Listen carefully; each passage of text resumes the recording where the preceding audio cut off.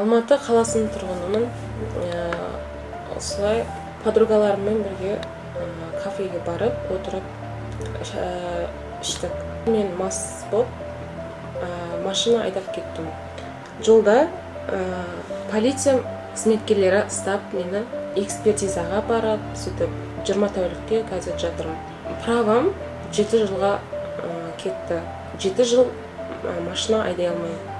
Өте ұят қылықта істедім деп. Ішіп, істеп, машина айдағаныма қатты өкінемін.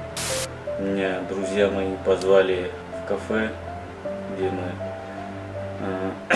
выпивали, после чего, когда собрались ехать домой, так как я приехал на своем личном автотранспорте, друзья предлагали мне вызвать трезвого водителя для того, чтобы отвезти меня домой.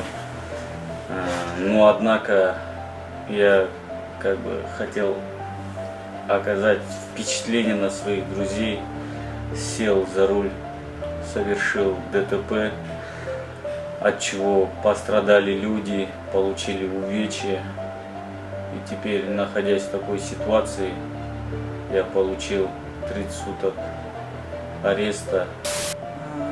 15 тәулікке қамаудан және 7 жылға лишениеға кетті правам.